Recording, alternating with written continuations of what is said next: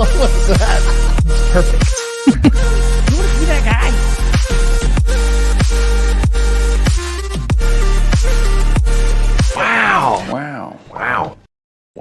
Wow. What a great intro, man. I like it. And then Wow. energizes you for hump day.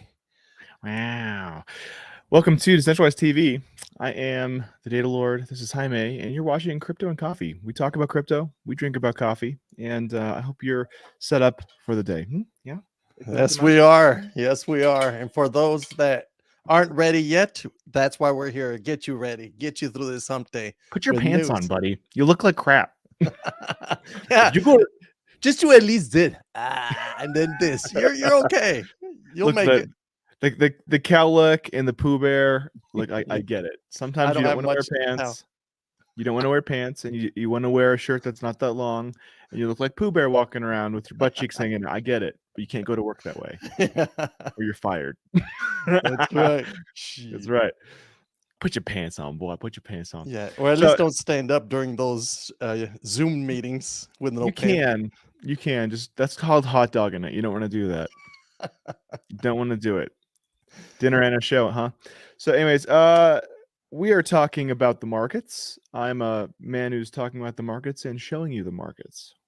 Watch this. So, Bitcoin having a little retracement, and I'm cool with that, man. I'm looking for another place to scoop. So, happy with that. I saw that like 31K, and I was like, I think we're out of steam here. So I took some profits there, and I'm waiting for good retracement. That's a good point, Brandon. Data Lord always is to take your profits when you see a pump and you're in it. There is no shame in taking profits. It's very different your HODL bag and your DCA bag versus your what you're trading and trying to increase. Right. So no shame in taking profits, and that's the right decision you made. And green is the other piece too. Like there's this psychology thing that when you're in crypto, you go through no matter how long you've been in it. But like at some point, you have to understand that there will always be another pump and there will always be another dump. There will be. Yes. At some point, there will be. And you might have to be patient. It might suck to wait for it, but there's always another point. So that being said, if you are in the green, hey, green is green, baby. Yeah, but what if I would have made another 5%? Well, maybe you could have, but maybe you could have lost what you currently had. So you didn't know that when you were in the trade. Just green is green. If you want to do ladder profit taking, that's fine. Yep. But Jaime certainly. And I'll show you the ladder. Today I'll show you, since we're on that subject, and I'll also show you these exit points. You're locking in profits. So all you have to do now is look for the next, because it's retracing, a new opportunity is going to present itself. So it's just showing up. Codebug, good morning, sir. How are you? Yeah, that's the idea though. Green is green. There's no shame in winning and staving off losing your pants. So absolutely. And I'll show you the new opportunities that are coming up now. So we'll be passed on. Good morning, sir. And no hot dogging and no poo bearing. Just make sure. You know when you what's up, Dawson? I see you. You know when like you're on a Zoom meeting and you stand up real quick and you forgot you weren't wearing pants and you show everyone either the back side, which is poo bearing, or the front side, which is hot dogging. You don't want to do that. It's embarrassing. It's shameful. It may cost you your career if you're not good looking. Yeah, or make a career if you are. Who knows? Yeah. But, yeah. So we have Ethereum. Just copying Bitcoin. That's what's happening. It's copying Bitcoin, but it's also compounded by the upgrades. So now people are able to take their proof of stake rewards out and liquidate them. So everything else in the market is following that trend, though. Bitcoin is the trend setter. Just know that. And you can see there may be some things that have days where they pump, but I think it's mostly people trying to pump a bag. I think the whole space right now is recognizing we're losing steam and need to retrace so that Bitcoin can prove strength again. So we will see what Jaime thinks about that. Whoop-ah. There it is. Let's whoop-ah the shit out of this. All right. So here we are on the 3-day chart. Let me flip it back so you have the grain scheme of things. I just flipped us to the monthly. The monthly is where you can actually see how much we've gained, and we broke through a very difficult resistance, which is the 50 monthly moving average. The monthly, that's a very important level. It's a very hard one to get through. And you can see how when we reached up to it back around January, hovered on it, which that's the confirmation we're looking for. Will you break through? Will you not? It did. So in March, boom, that bad boy flew up and held at the annual and monthly resistance, which is very clear to see where Bitcoin bounced in the previous bull run until it finally broke down. So it's to be expected that you would find this resistance right here. So now take a look at what's happening though.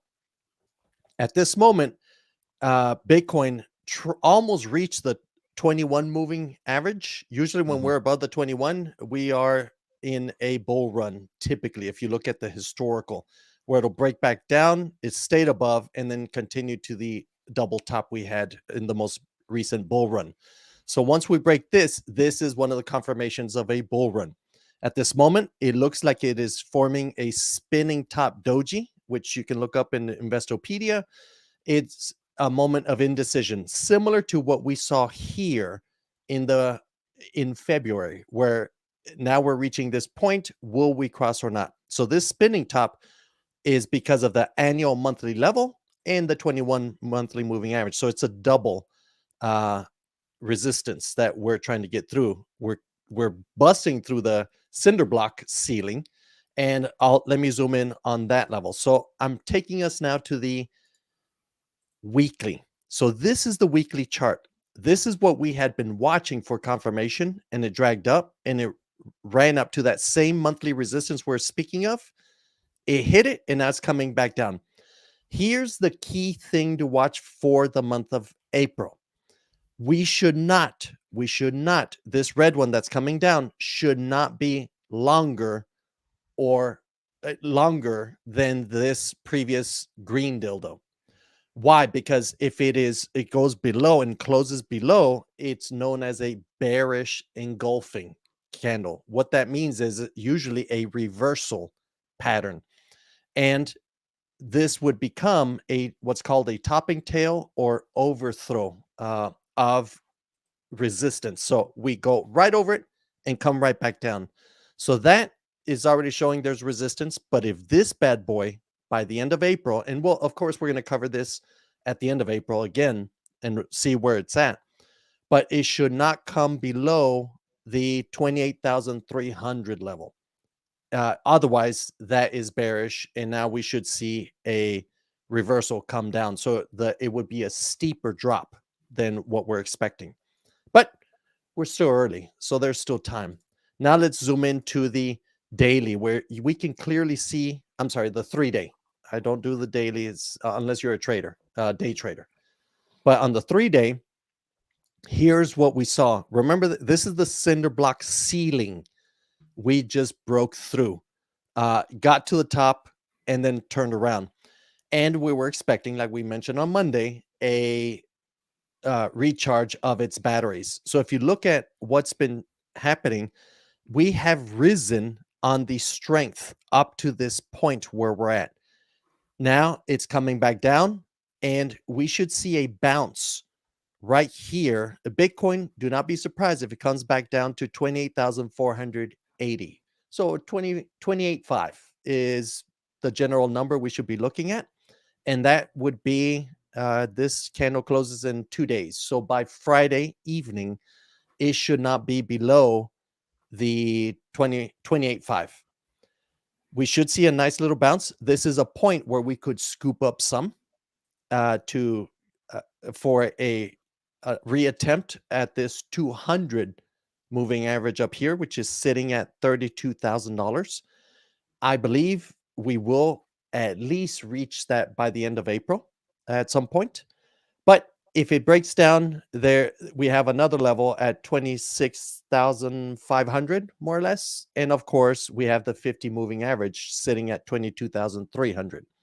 So during this time period, of course, if you look on the right-hand side, you can see that because Bitcoin is it's pulling back, which is expected, which is healthy, by the way. This is not a bad sign.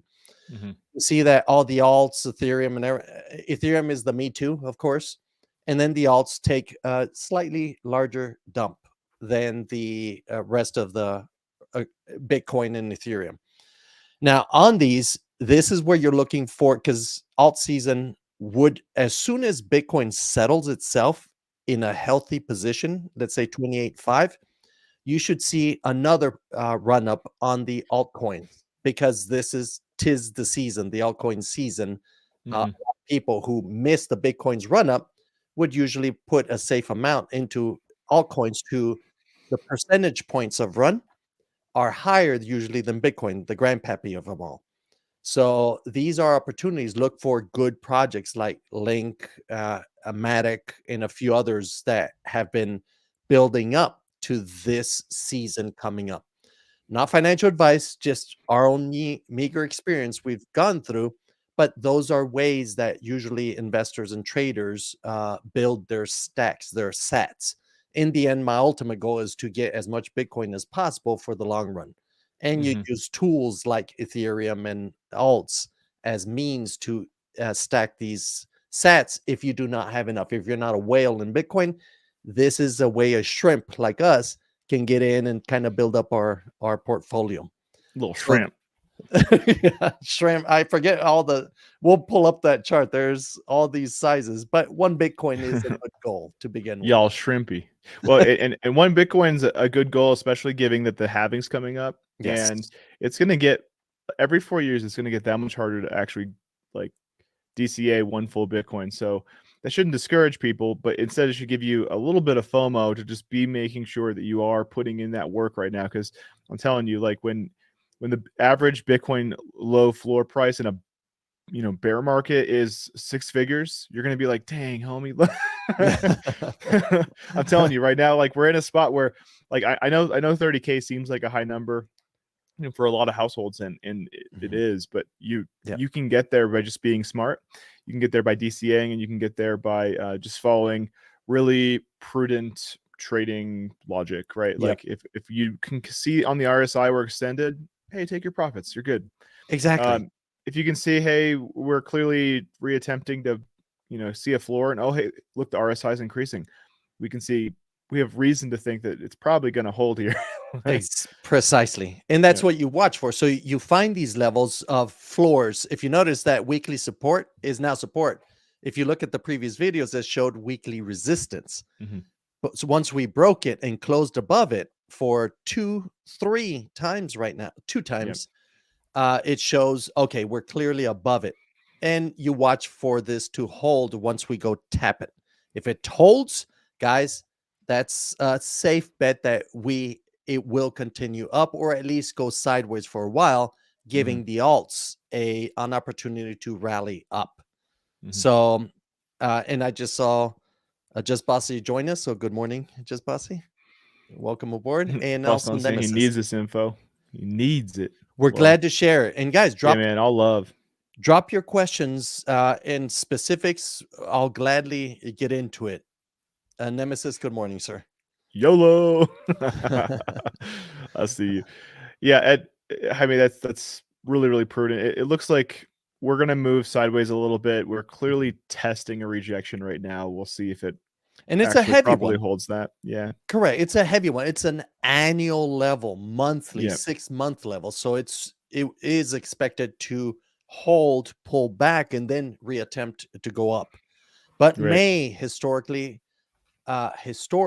except for one exception, has proven to be a down month usually in Bitcoin. If you look at the previous, yes, quite a few things. So be prudent. So that's why I'm saying that the rest of April should be good for alts. Alt season should be running despite this dump that you're seeing at the moment.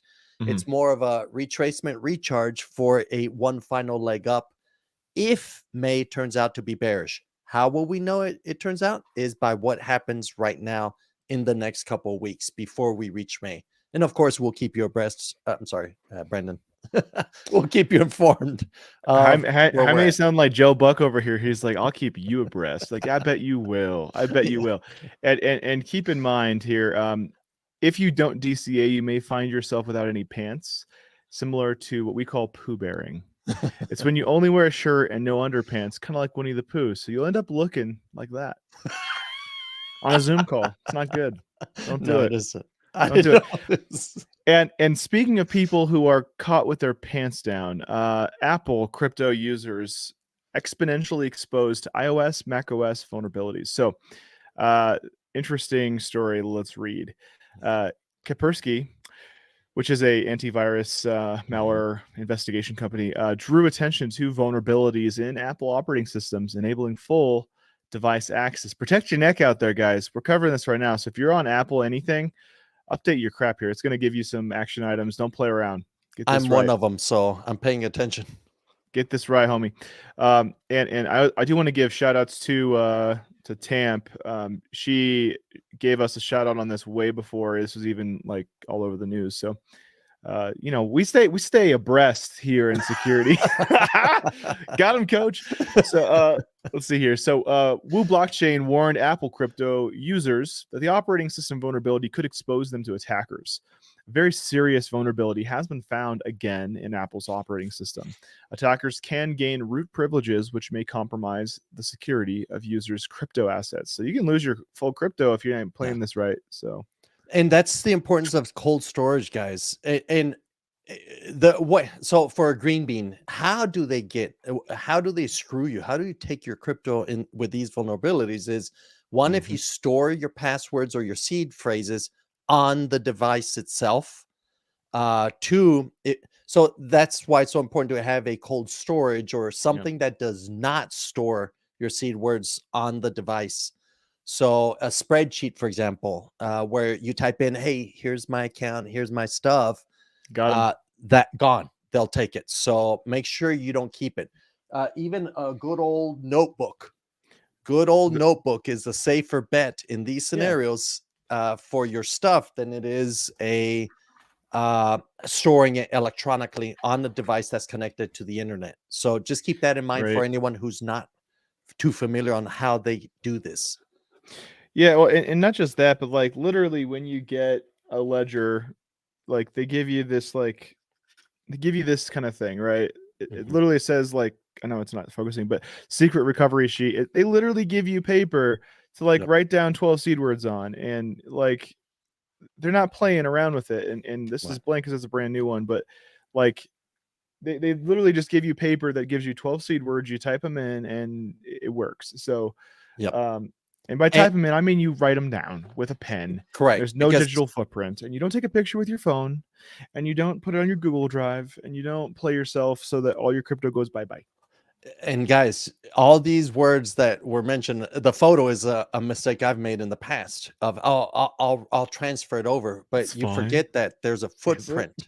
Right.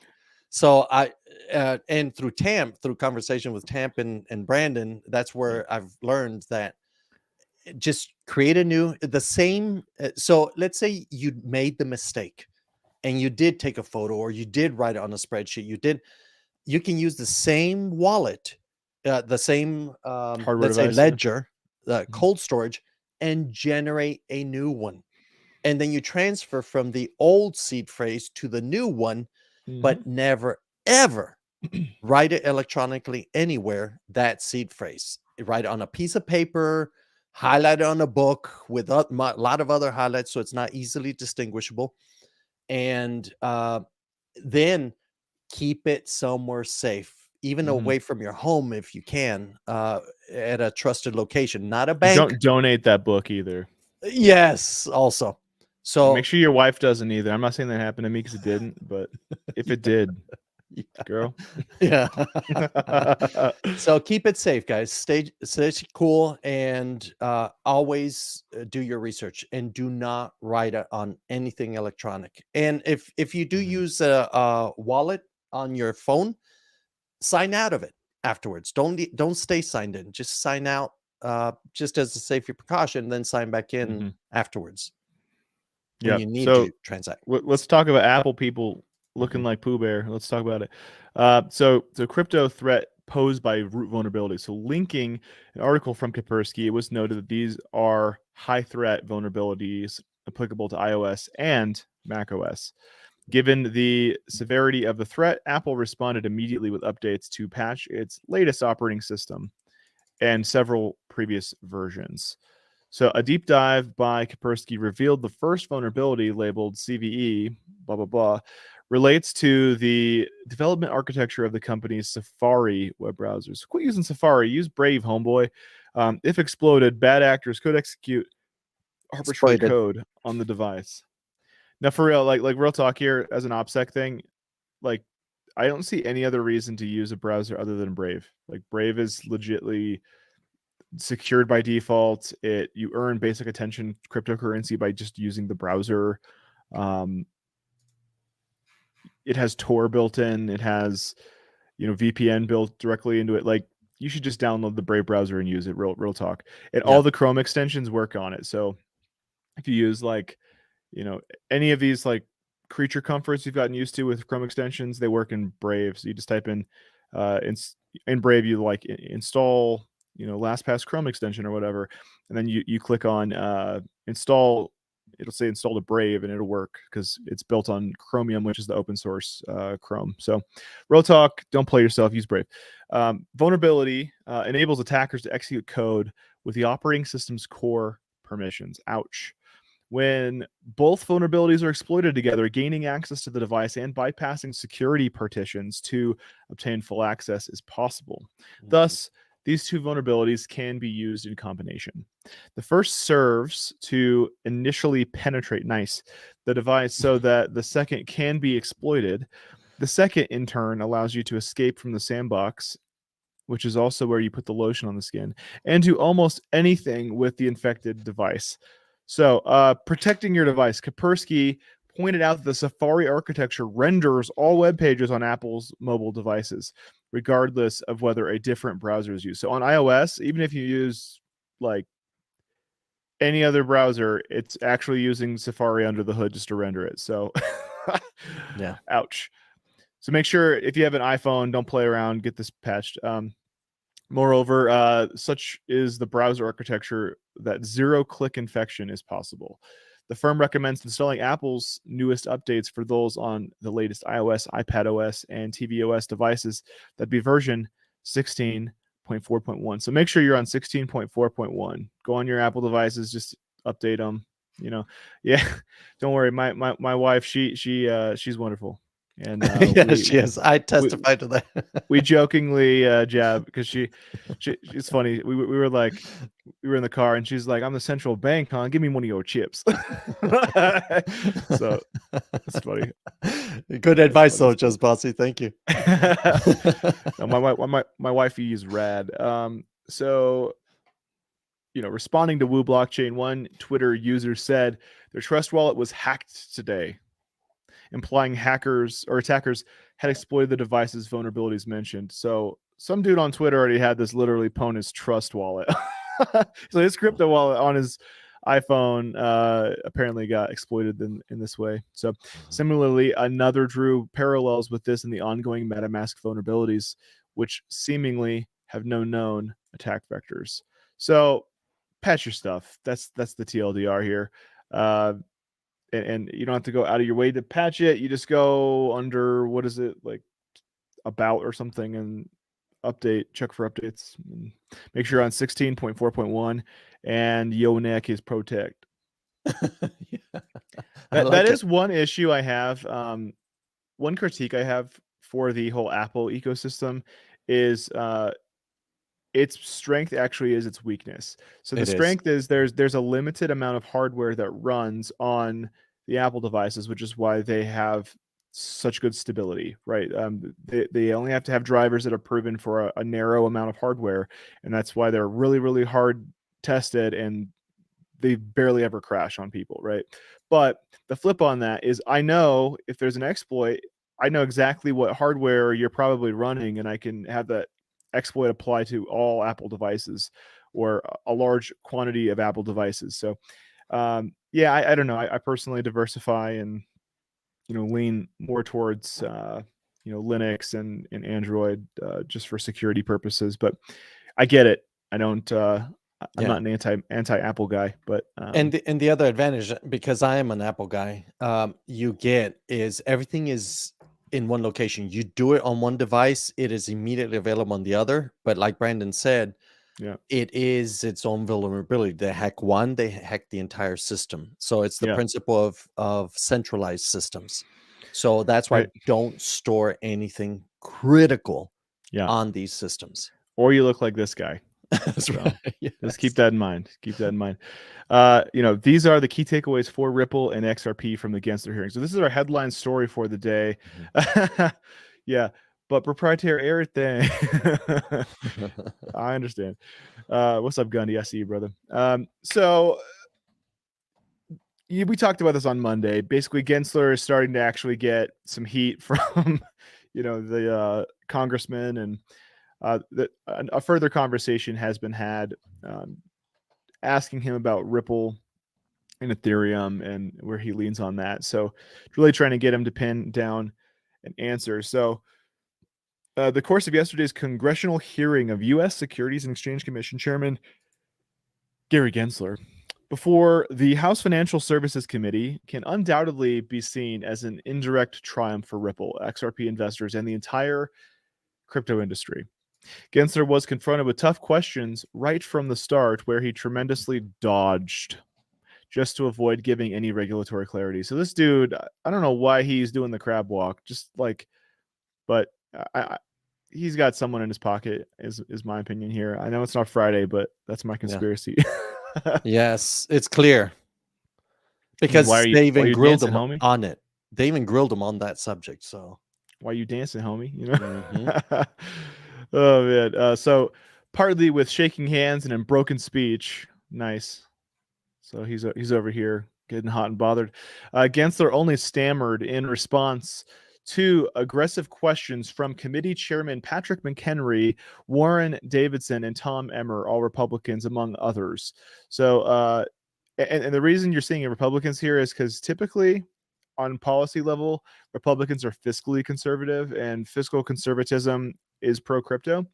But that being said, there are also a good handful of Democrats who do see this as a U.S. Market share issue. So they're like, we need to have good policies for crypto adoption so we can have more money in the country, to pay for government programs. Is kind of the Democrat position on things, right? So among others, Davidson asked the most important question of the day for XRP community, whether he believes XRP is a security.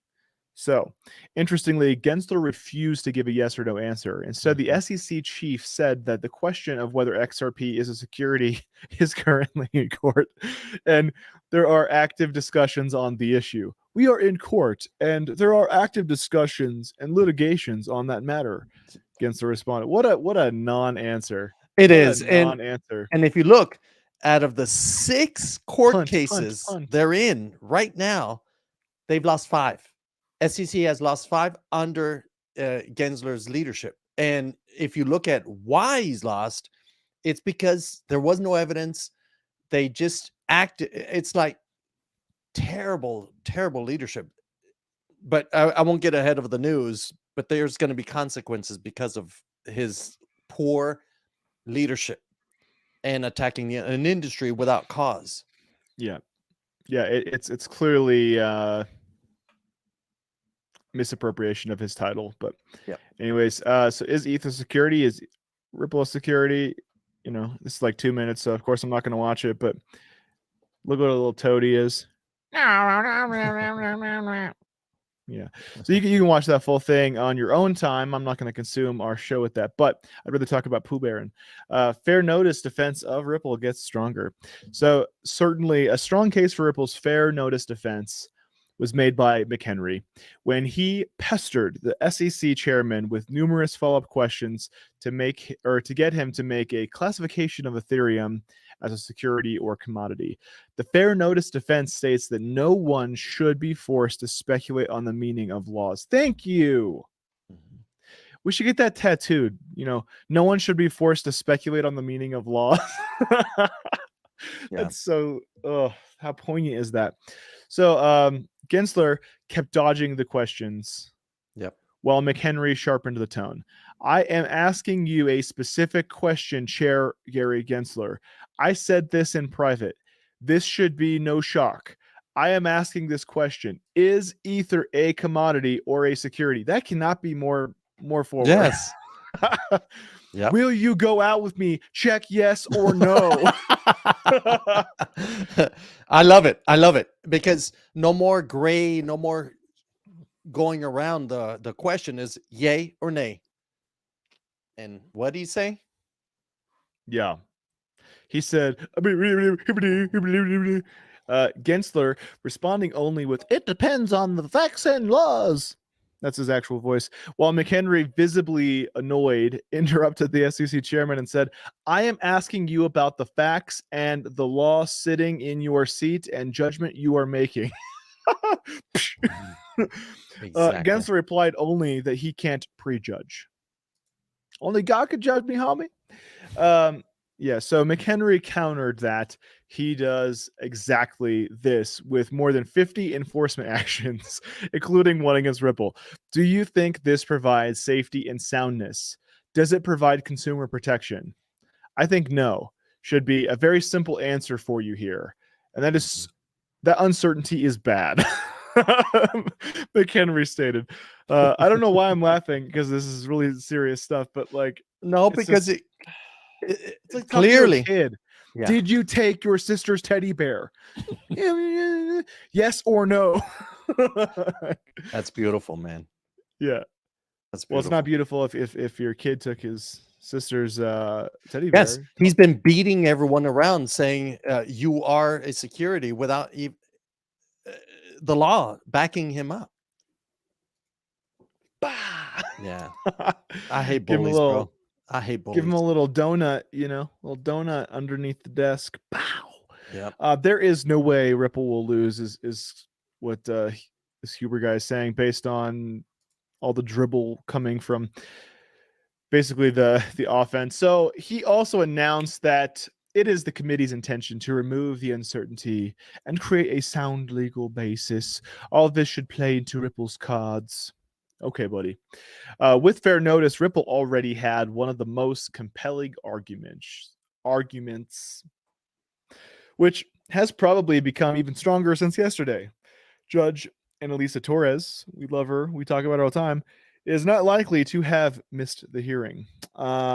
Also supportive along these lines is likely that all the committee's Republicans sent a letter to the SEC chairman Gensler accusing him of trying to force digital asset trading platforms to come in and register under his non-existent registration process. Got him.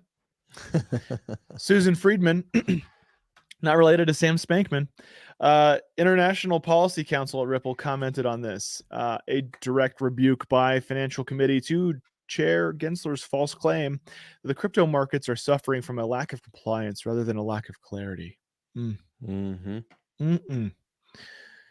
only entity to blame for the lack of registrants is the SEC itself. And the whole crowd goes wild, and then the music starts playing, and you have Leonardo DiCaprio walk out and like just go all like, this is Wolf of Wall Street. What? No. In addition, Warren Davidson has introduced a bill that proposes restructuring the SEC and firing Gensler. What? Yeah. This is like boss fight action, right? This is like, absolutely. You hit Bowser enough times and he goes from being the size of a building to the size of a gummy bear, Yeah. Or Pokemon. Yeah. So to correct a long series of abuses, I'm introducing legislation that removes the chairman of the Securities and Exchange Commission and replaces the role with an executive director that reports to the board, where all authority would reside. Hadouken! This is finishing, baby. Is XRP a security? Tell Gary to his face he's proposing legislation to fire him.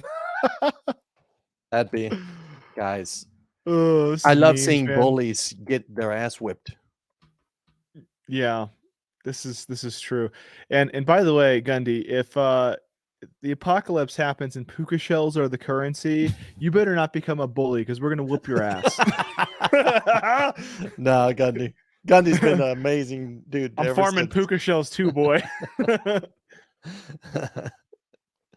Yeah. So at press time, the XRP price stood at 49 cents.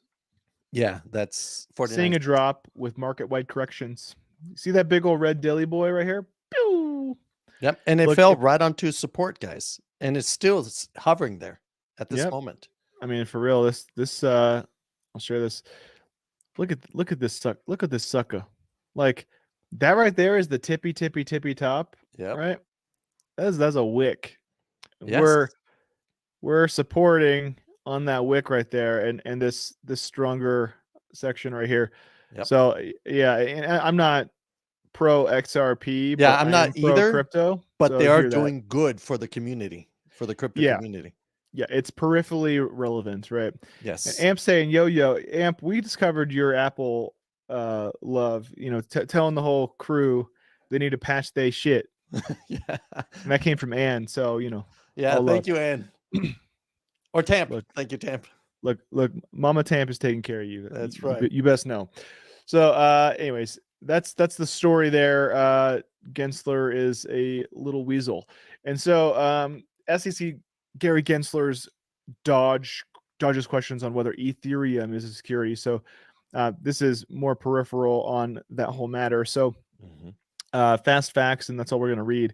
Gensler directly addressed the House Financial Services Committee for the first time since October 2021. So it's been a little bit, buddy. It's been a year and a half, which was before the collapse of FTX and crypto-friendly banks, including Signature, Silicon Valley, and Silvergate. Gensler did not give a clear direction to Congressman Patrick McHenry, the committee chairman, who asked if Ether, the second largest cryptocurrency by market cap, is a security. So he did not give clear direction. So actually, all securities are commodities under the Commodity Exchange Act. It's that we are excluded commodities. Oh, okay. But I would agree that a security cannot be also an excluded commodity and an included commodity. Oh, wow. You think? Really? Yeah. Really? It can't be included and excluded at the same time? Do tell.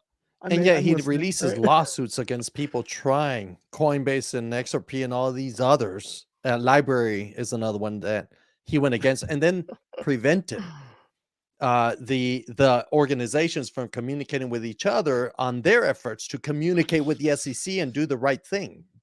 So, yeah, bully's got to go. Yeah, got to go. Thump in the forehead. Get out. How about you do your job? How does that sound? Yeah. Right. Yeah.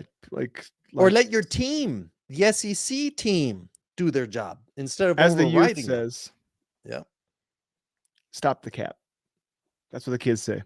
Actually, all securities are commodities under the Commodity Exchange Act. It's that we are excluding commodities, but I would agree that a security cannot be excluded commodity and an included commodity, responded. That's so smug. I hate that. Regulators and prosecutors have held contrasting views on how to classify Ether.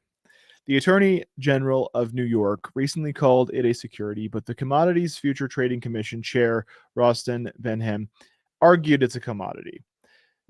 So they don't even agree amongst themselves professionally. Gensler hinted on multiple occasions that he may view cryptocurrencies based on the proof-of-stake consensus mechanism, such as Ether, as securities. So Gensler's hinting, not really firmly saying, but if proof-of-stake, then security is his concept, which I don't know why.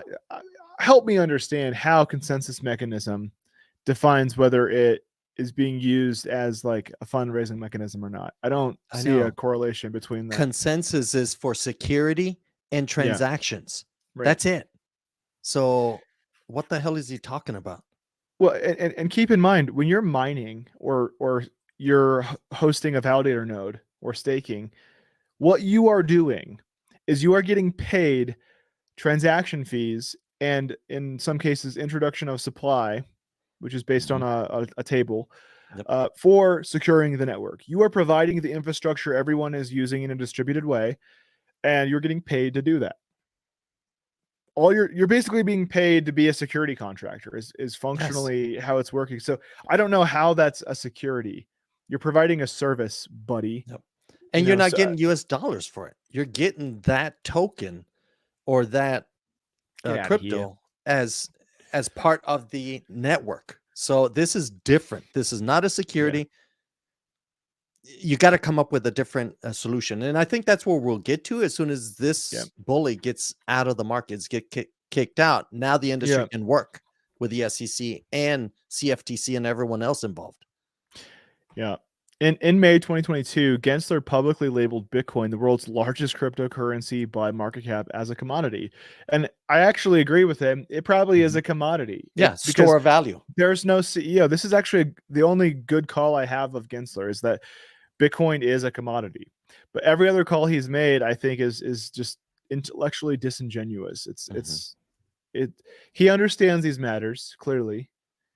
It's not ignorance. It's for whatever reason, someone's paying him to say nothing, and that's not. He's betraying his responsibilities is the issue, right? Gensler told the HFSC on Tuesday the SEC needs more resources and bodies to regulate the crypto asset class. Oh, okay, we need more government intervention. That's what we need. Sounds good.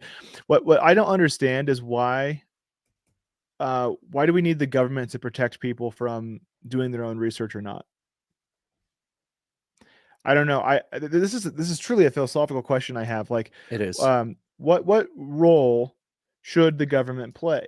Should the government protect you from using single ply toilet paper because it can make your asshole raw? I don't know. It's dangerous. Maybe they should. Maybe toilet paper ply should be regulated. Like how far are we going to go with like the government protecting you from hurting yourself by making bad decisions, right? I don't know. I think that as a community, we need to agree on this. Either like people need to be responsible for their own actions, or the government needs to put people in pods, force feed them bug emulsion, which is animal protein, and throw VR headsets on everybody so we can go to work. Like, that's a crazy utopia or crazy dystopian, but like that is the reality that exists if we say the government has to protect us from everything. Yeah. So that's the extreme, right? And in practice, here's an example of this in practice where I feel it's I mean, yes, there are scams, there are Ponzi's out there. I'm not saying there isn't. Yeah. But the what came after the original Ponzi guy back in the 20s, turn of the century, is now only qualified investors can invest in any startup or in any of these at the initial funding stages. Qualified investors, guys. And we, based on what happened with FTX, we got a lot of dummy qualified investors that lost their ass on these investments. So truly, is it performing? Is this law of qualified investors truly protecting? No. I mean, it's not. It protects the Pelosi's. They say right. But now what they're trying to do by declaring it a security is now the common person will be excluded from these opportunities. And if the common person is doing their research, like a lot of people that are now millionaires because they were doing their research and put their money into these projects, they're reaping it. So they're, by doing this type of disservice of protecting the populace or the non-sophisticated investors, they're blocking everything as an opportunity to come out of poverty or come out of the middle, come out of wherever they improve their lives. In other words, what America is supposed to be all about is to allow us to explore, take risks, move forward, do things, but protecting against Ponzi's, or at least educate the audience. Guys, this is what a Ponzi is. Identify it. If you step into it, your fault.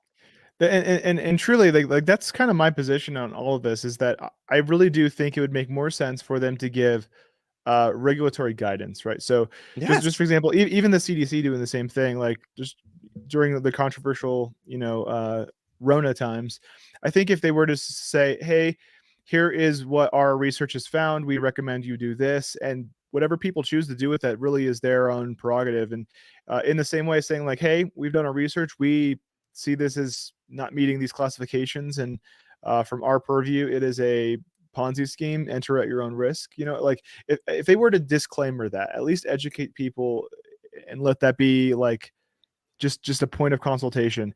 People can do what they need to do, right? They've been informed. It is what it is. But yeah, I don't know.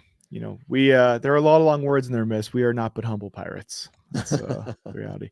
We are but humble pirates. Big words anger me. Yeah. So that's enough on that whole conversation. In the meantime, we'll keep you abreast. Let's go, Brian. Yeah. So next article here, Coinbase, while we're on the regulatory topic, is about to go to court with the SEC. Brian Armstrong flexing on people.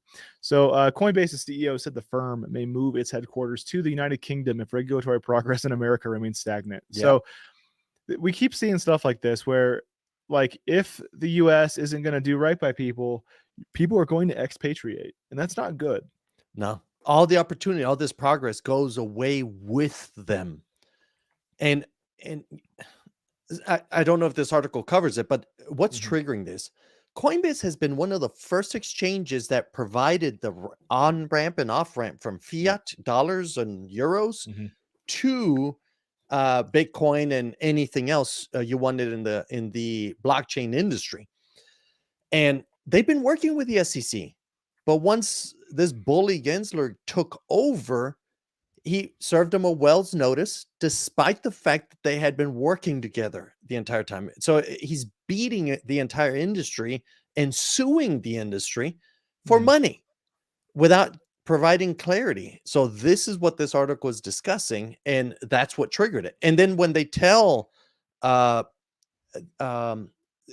tells Coinbase, you cannot stake because it's a security. They're like, fuck you.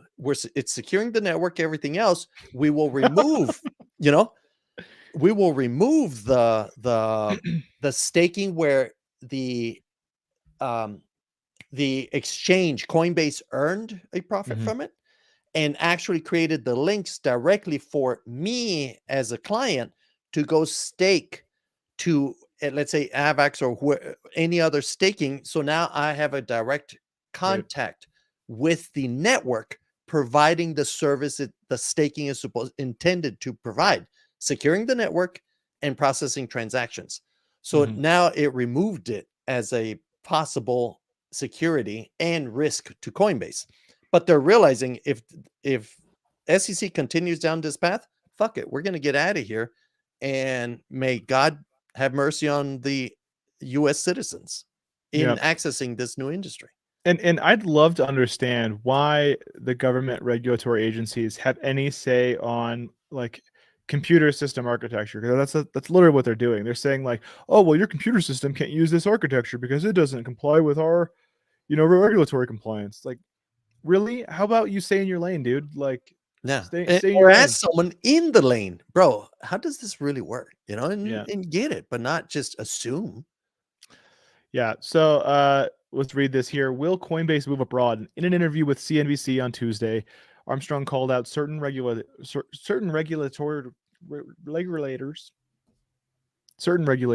for taking a regulation by enforcement approach to crypto in the US, a term he's previously used to describe the SEC's treatment of the industry. Given this aggressive approach, he admitted that Coinbase was already assessing other countries for potentially setting up new headquarters. So they're not playing games, dude. Like if we're doing a standoff here, like, someone's pulling a trigger here. I'm just like, like, they're like, we have too much money at stake, pun intended, to not seriously consider doing whatever we have to if the regulations are bad. The UK is actually a very good one for us, said the CEO. The region, he noted, is Coinbase's second highest revenue country, and its leaders have expressed promising interest in turning the nation into a Web3 hub. That's cool. London, big ups to you, man. Big ups. Coinbase, in a particular in particular is under fire from the SEC, which issued the firm a Wells notice earlier this month, which is a notice warning of the intention to sue the company. It stated that Coinbase had violated federal securities laws, which Armstrong suspected are related to the asset listed on the exchange, as well as staking as a service product. Okay, so it was mentioned. I just want to scream when I read this stuff, man. The CEO said that the SEC had never notified the exchange about what it could be doing better to remain compliant across 30 meetings over the last year. Yes. All of a sudden, you get a Wells notice, even though they've been working consistently. It's like, why even go? Why even try to make things legal or build your systems when the government's going to just backhand you without giving you clarity or a path forward and take your money in the process? Come on, why not? Yeah, and speaking on that whole England matter here, the Bank of England is considering limits on usage of stablecoins for payments. So the Bank of England believes that regulators may have to enforce a limit on the usage of stablecoins for payments. Let's read this. The central bank's deputy governor has highlighted the potential risks of rapid innovation in this sector. The Bank of England and Financial Conduct Authority are set to meet later this year to explore new rules for stablecoins. The United Kingdom Central Bank is reportedly leaning towards limitations for the usage of stablecoins for payments. The Bank of England's latest stance on stablecoins comes as policymakers in the UK are trying to strike a balance between innovation in the payment space and a potential risk that are associated with crypto. So disruptive change from stablecoins could threaten financial stability. So Sir John Cunliffe, okay, bud, the deputy governor of the Bank of England, the BOE, recently gave a speech at the Innovate Financial Global Summit in London. During his speech, Deputy Governor Cunliffe pointed out that the rapid innovation in payment systems may pave the way for new risks for customers in traditional finance sector. According to him, the country's regulators need to decide if there are limits to be imposed on stablecoins for payments. So while from a public policy perspective, we want competition and innovation in payments, we need to guard against rapid disruptive change that does not allow the financial system time to adjust and could therefore threaten financial stability. So the Bank of England official was aware of the role that stablecoins play in facilitating trading and other transactions on crypto platforms. He acknowledged the superiority of stablecoins in terms of efficiency and functionality for payments. However, he is concerned about the fact that these crypto assets do not fit in to any regulatory regime, unlike financial or traditional financial instruments. The deputy governor also emphasized the need for stablecoins to be backed by high quality and liquid assets. Thank you. In the interest of investor protection. Okay. The UK's Parliament is currently discussing the Financial Services and Markets Bill, which will allow banks in the country to regulate operators of systemic stablecoins. The Bank of England and Financial Conduct Authority are set to meet later this year to discuss new rules for stablecoins. So we will keep our eyes on England and see how they're developing as this goes on, because Coinbase is looking at them too.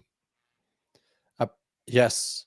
So I'm looking to improve my British accent. So if we have to leave stateside, right, at least we have another forward-looking country to go to. And here on Decentralized TV, we like to talk about how Coinbase might actually be moving over to London and England in general. Bro, you're ahead of me. Damn it. Thanks, bro. Thanks. Let's go. So I'm just a Colorado bro. You gotta know. I skateboard, I snow skate. I do all that kind of see you boulder bullcrap. So Hard Wallet makes Ledger. Crypto custodian Itana targets institution with regulated custody. So, muy interesante. So the companies are looking to make it easier for institutions to hold digital assets and bolster investor confidence in the market. Sometimes you put cream in your coffee and it just doesn't do you right. Ledger an offline private key storage company is working with crypto custodian Etana Custody to offer secure, regulated cryptocurrency custody for institutional clients in the US, according to a Wednesday press release. The companies are looking to make it easier for institutions to hold digital assets and bolster investor confidence in the market. The arrangement allows customers to access the more than 1,800 tokens supported by Ledger. Let's go. Broadening their crypto investment options without having to maintain their own private keys, while segregating clients' funds and reducing counterparty risks. Institutional investors have become increasingly mindful of keeping in line with crypto regulations amid a regulatory crackdown on digital asset industry in the US. In the first few months of 2023, the Securities and Exchange Commission has levied penalties, including fines, against more than a dozen crypto trading and lending firms. As part of the deal, Etana is able to act as a settlement party to the counterparties in a given transaction, enabling them to trade digital assets without putting up their money to one another directly, eliminating the risk of deals falling through. So they can basically act as escrow, is how I'm seeing this. It essentially prevents the client from doing the hokey pokey or putting his money in and taking it out before a trade actually settles, leaving the exchange with a settlement risk. Etana CEO Brandon Russell told CoinDesk. So this is exactly what we do need, though. You know, if you're going to have fiat be part of the system, there has to be a third party, unfortunately, and that's why a lot of crypto people are not pro fiat, because we have this like catch-22 in crypto where people have to have a fiat on ramp to ease adoption of cryptocurrency, but in doing so, we create a middleman in this peer-to-peer cashless system, you know, architecture. So we have to have some instruments that are for fiat off and on ramping, but then we also have to have sections that are truly just peer-to-peer and don't have a middleman. And so what they're saying here is we're going to help be a secure middleman. So you have Ledger handling the key custody, and then you have Etana handling the money, you know, fiat custody. And then as partners, they're able to kind of provide that service in a way that's more secure than some other institutions, right? Absolutely. Good stuff, man. The industry continues building no matter what the rest of the world does. Amazing. Right. And the very last thing, and I'm going to breeze by this because we're short on time, but United Emirates securities regulators opens door for crypto firms license applications. Guys. So United Arab Emirates might actually end up being a very, very pro crypto location. They are. They currently are, by the way. Well, four companies though, because of crypto firm license applications. Yep. But they have been for a while. Right. Dubai, all of them. So guys, open your eyes, regulators. Open your eyes. You're pushing this industry away. And camels are cute, so we'll see about that. They're little. By the way, if you're ever around a llama, and I think this applies to camels, don't ever go. They will spit a loogie at you, and it will give you a welt. I've done it before. It's terrible. my great uncle owned llamas, and he totally thought it'd be funny. He's like, "Hey, go over to my llamas and call them over." Go. So I was like, "Okay." I was like, "No, you should have worn goggles, bro." I got loogied on. so yeah, just breezing by this though. I want people to pay attention. We're probably going to cover United Arab Emirates in some more stories in the future, because this really is even Mr. Wonderful is doing business out there. So there's a lot of people we know, but do not know that they're already doing business outside of the US because of the US restrictions. So come on, wake up. Yeah. So, you know, that's kind of how it's happening. So yeah, if we were to also look at the SEC's crypto keynote summit, really interesting stuff here. You can see they were hard at work, really discussing cryptocurrencies, and all these are Gary. Yeah, that was Gary's son. You know, they're all throwing down hard, right? So, I don't know if you're going to get what you're looking for going to the SEC crypto summit keynote, but if you do, here's what you can expect. They're hard at work, ripping it, you know, for Ripple. So. And I'm not saying the SEC. It's Gary the problem. The SEC had been speaking to Coinbase, had been speaking to all these organizations, Once Gary took over, shit went south. Yet, if you look at Gary's previous, before he was the SEC, spoke of Algorand. He spoke of so many other cryptos. Now all of a sudden, it's bad. So good job, Gary. Oh, that kid got bodied. Oh no. So yeah. Anyways, thank you so much for joining us here on Hump Day. Make sure you join us on Friday, where we're going to be practicing DCA Friday and also hanging out with some conspiracies if we got them. We got them. Until next time, this is Decentralized TV, Crypto and Coffee. I am the Data Lord. This is Jaime. Keep calm and hodl on, and you know, what do we typically do? Dance. Dance.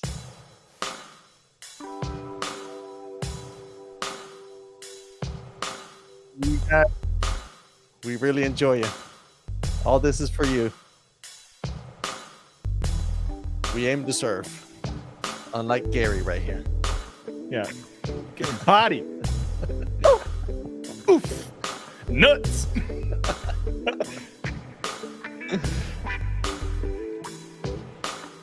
Oh!